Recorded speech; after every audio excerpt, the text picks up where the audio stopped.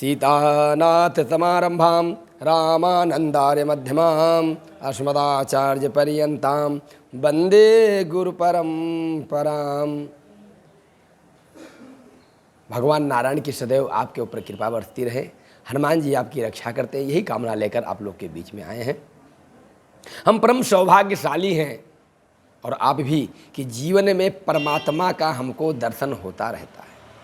सूर्य भगवान की ऐसी कृपा हमारे ऊपर है, हम सभी के ऊपर, कि जीवन में कोई समस्या आने ही नहीं देते। संसार में कोई एक बल्ब जलाता उसका हिसाब भी लिया जाता है, लेकिन हमारे सूर्य देव हैं जो संसार को प्रकाश देते हैं, जीवन देते हैं। इसलिए परम सौभाग्यशाली हैं। हम सूर्य के बारे में ही चर्चा करें। ज्येष्ठ का महीना, इसमें गर्मी भयंकर रूप अपना धारण कर चुकी है और इस गर्मी का एक विचार हमारे विचारों में आया तो उसको कहने का हम प्रयास कर रहे हैं। ज्योतिष शास्त्र के अनुसार नौ तपा क्या होता है? नौ तपा 9 दिनों तक चलने वाला एक प्राकृतिक घटनाक्रम होता है। नौ तपा के दौरान सबसे ज़्यादा गर्मी पड़ती है। नौ तपा तब सूर्य होता है, तब सूर्य देव रोहिणी नक्षत्र में 15 दिनों तक रहते हैं। इसी कारण से नौ तपा कहा जाता है।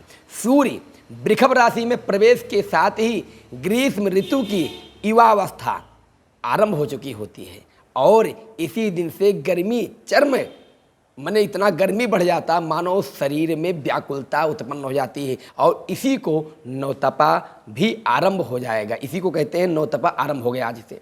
और नौतपा के मध्य आगजनी की घटनाएं बहुत होती हैं। कहीं कहीं सुनने में आएगा किसी का घर जल गया, किसी की दुकान की संपत्ति जल गई, कहीं करंट से कुछ शॉर्ट सर्किट हो गया। अनेक प्रकार की घटनाओं का आगजनी का भी सुनने को प्राप्त होगा।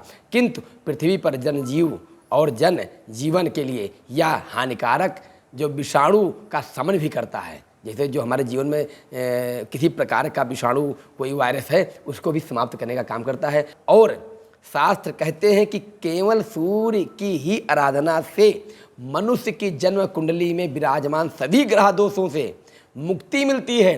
प्रत्यक्ष देवता सूर्य और चंद्र माने गए हैं।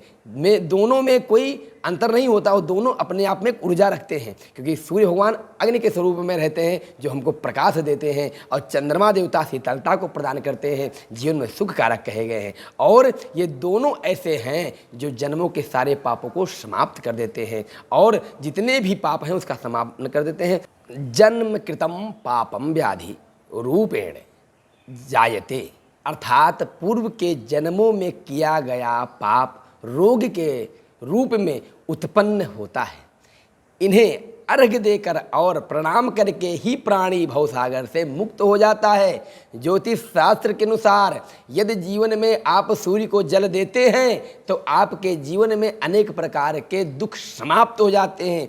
सुबह उठ करके और सूर्य भगवान का आप दर्शन करके और मंत्रों का उच्चारण, गायत्री मंत्र है या ओम का मंत्र उच्चारण करते 5 से 7 मिनट बैठ जाइए तो सारे दोष आपके समाप्त कर देते हैं। ज्योतिष शास्त्र के अनुसार इस साल सूर्यदेव 22 मई को सुबह 8:16 पर रोहिणी नक्षत्र में प्रवेश करेंगे।